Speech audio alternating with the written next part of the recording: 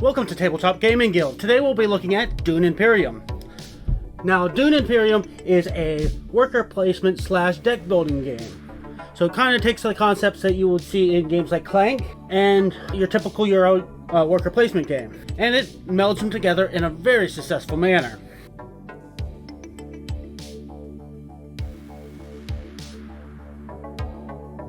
So to set up, first you take each of the 4 faction markers and put them on the matching factions. You take the 4 Phase 3 conflict cards and put them on the designated space on the board. Of the Phase 2 conflict cards, you take 5 of them randomly and put them on top of the Phase 3, and the remaining 5 go back in the box. Of the Phase 1, you take 1 and it goes on top of the Phase 2, the rest go back in the box. You would then set out your Fold Space cards, your Arrakis Liaison cards, and your Spice Must Flow cards. You would set aside your resources, water, money, and spice. Take 5 cards and lay them out in the initial array of cards to buy. The Mentat token would go on the designated space on the board. Intrigue cards would be shuffled and set aside. Draw deck would be set near the purchasable cards. Each player would get a hand of 10 cards. 2 agents. The 3rd agent would go on the designated spot on the board for the swordsman. They would get their 3 flags. Their combat token would go on the combat space. 2 markers. One of them they would keep. The other one would go on the scoreboard. If we're doing 4 players, everybody would start with 1 point. Military units. Of their military units, 1 would go onto each of the factions, and 3 would start in their garrison. The remaining combat tokens would go into their supply.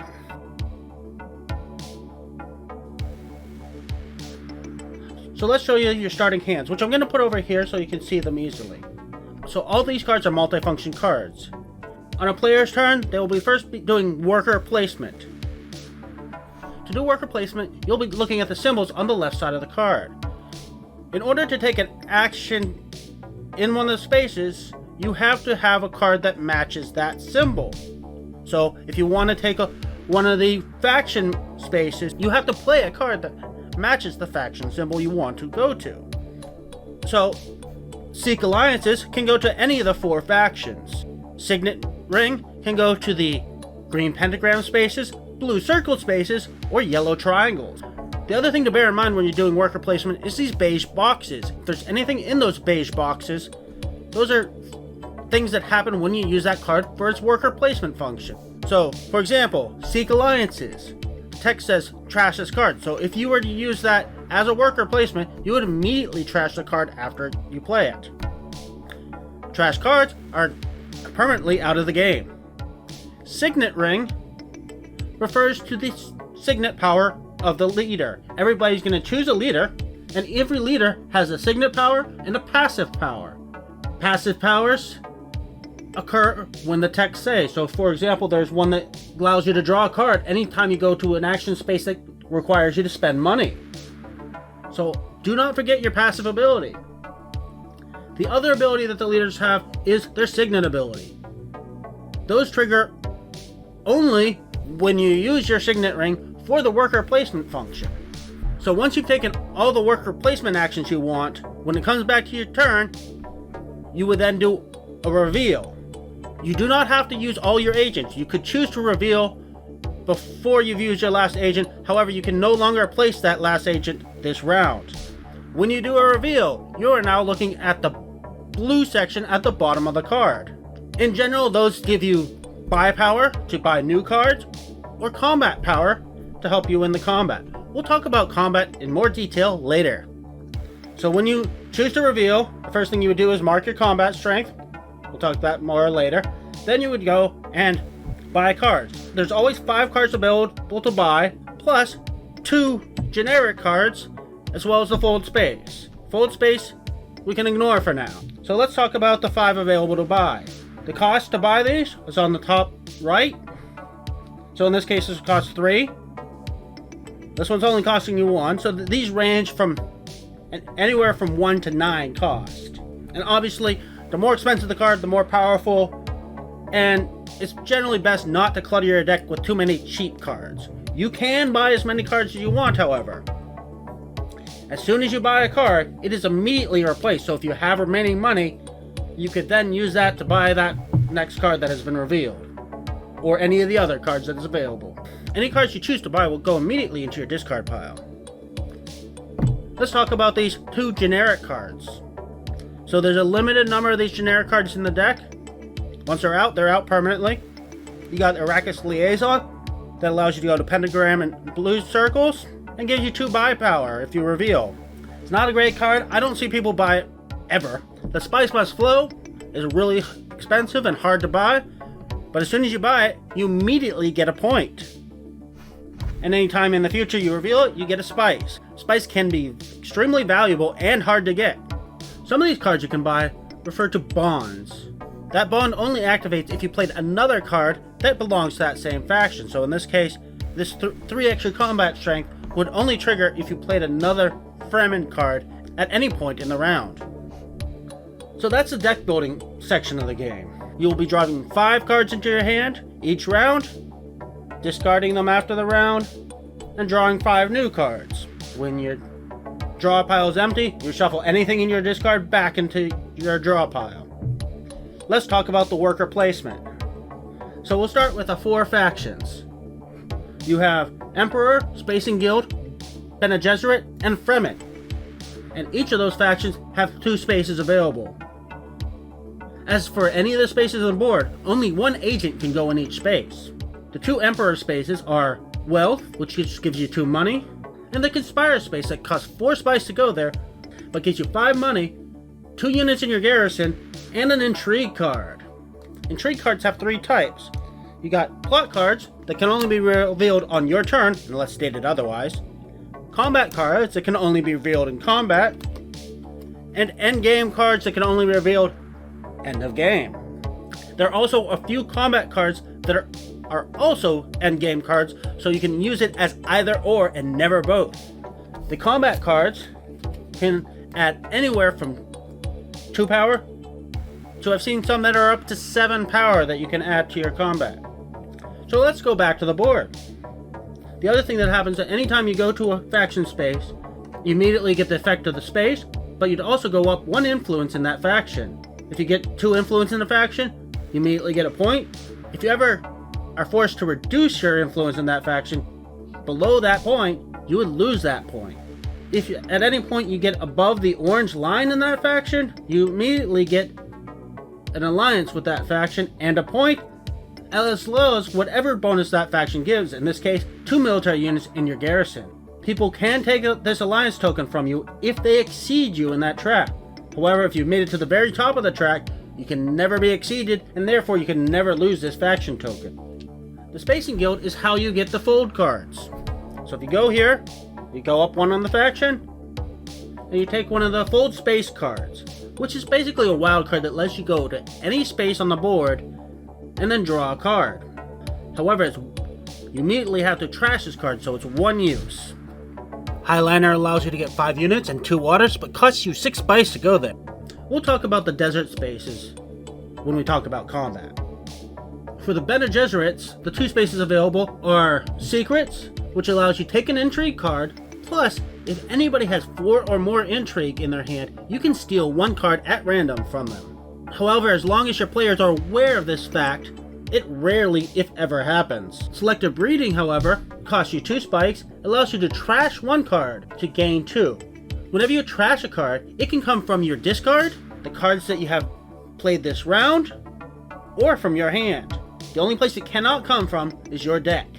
So if you were to take this action, you can pick a card to trash, so it's out of the game, and you can draw 2 cards from your draw deck.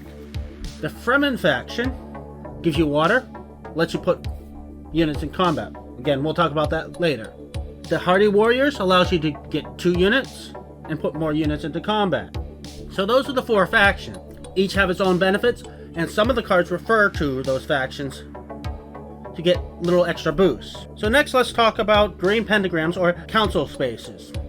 You have 2 spaces in the council that are 1 time only, once per game. You have the High Council. So if you go to High Council, you spend 5 coins, immediately place your 1 token, and from then on, you have 2 extra buy power every round. If you choose to go to the Swordsman, it costs 8 coins, but you get your 3rd worker. Other spaces that are on the council are Mentat, which costs you 2 coins, allows you to draw a card, and gives you this temporary worker. Beware, you lose this at the end of the round whether you used it or not. Rally Troops, that allows you to put 4 units into the garrison. Hall of Oratory, that allows you to put a unit into the garrison and gives you 1 extra buy power for that round. Next we have the Chome spaces. Secure Contracts allows you just to take 3 money. Sal Melange allows you to trade spice for a lot of money. Then we talk about the Dune spaces. Let's talk first about the triangle one. You got Imperial Basin, Haga Basin, and the Great Flat. Each of these allow you to take a certain number of spice. Most of them cost water, so this one costs 1 water to go here, this one costs 2 to go here. These also allow you to put units into combat. All of these spaces have a little sandworm. That indicates that after the round is complete, if there are no agents in that space, the worms will visit and produce spice. In other words, you'll add 1 spice to each of these spaces every time they're not used. Lastly, we'll talk about the blue circle spaces. So you got Arrakeen, Carthag, Research Station, and Siege Tar. So Arrakeen allows you to get 1 unit, allows you to draw a card from your deck, allows you to add units to the conflict. Carthag allows you to get a unit, an intrigue card, and add unit to the conflict. Research Station allows you to draw 3 cards and add units to the conflict. Siege Tabur is a little different. It requires you first to have 2 influence with the Fremen, and then that's available for you to go there to take 1 unit and 1 water and send units to the conflict. So those are the worker placement spaces. So next let's talk about conflict. Every round you're going to be revealing a conflict card, and this is majority rule. So in this case, whoever has the most strength gets 1 point, second gets 1 water, and third gets 1 spice. Beware though, if you're only playing with 3 players, you only get first and second place. If there is a tie, both players get the lower value. If you tie for first, you'd both get second place rewards. Units in your garrison do not count towards conflict. That's where these desert spaces come into play. Anytime you go to the desert places, for example this one, you can send any units that this added to your force to conflict, plus 2 from your garrison. So in this case, this 1 comes from your supply, and then 2 from your garrison, so you could add up to 3 for going to that space. Obviously, if it did not give you any units, you can only add 2 from your garrison. That's what makes this hireling space so valuable, and why it's so expensive, because you could actually add 7 units to the conflict by going here, as well as getting 2 water. So when you do your reveal, you total up the number of cubes you put in the conflict, having 2 power for each, and any combat strength you have from your cards, 1 power for each slash.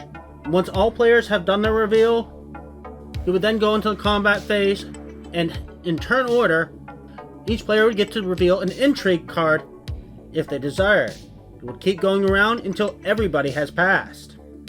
At that point, you would calculate the final strength and give out the rewards. The game end is triggered by one of 2 things. Either somebody's reached 10 points or more, or we've run out of conflict cards. Once the game end is triggered, you would finish the round and then total the points.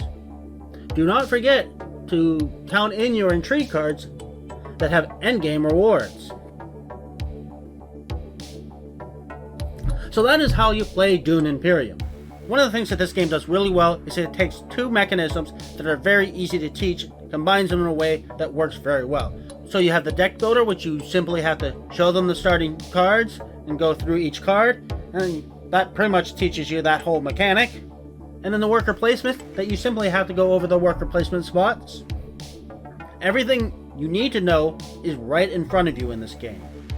The text on the cards is very minimal, very clear, and I haven't encountered any cards that cause any real confusion. One of the things that did surprise me a lot in this game is the ramp up. It seemed like everything was pretty smooth, that it was like a slow build, but then there's a point where suddenly it's possible to make a lot of points in a single turn. So a person who's far behind can suddenly be in the lead. I had a game, my first game of this, I was 4 or 5 points behind on the last turn, and I managed to win. In a 10-point game, being able to make 4 or 5 points in a single turn is massive. It doesn't feel unfair because you absolutely earned those points. Being a worker placement, there's obviously some potential for taking actions people need. Generally, it's not intentional, but it is entirely possible to block an action somebody needs and prevent them from winning, in that way, unintentionally kingmake, which is something I'd often consider a flaw, but in this game, I have yet to see it used maliciously. Generally, people are taking actions that are in their best interest, regardless of whether somebody else needs it. One of the things to be careful of this game is it's entirely possible, if you got a lot of workers, to have more workers than you have possible actions based on your card draw. So it's not always best to snap up every worker you can. Overall, this is a complex game with a lot of intriguing strategy that can be stressful at times, yet it's easy to teach, easy to learn, and a phenomenal game. I love this game. This game is well on its way to possibly being on my top 10 for next year. Unfortunately, the availability for this game is fairly scarce at the moment. Hopefully it'll be coming back soon.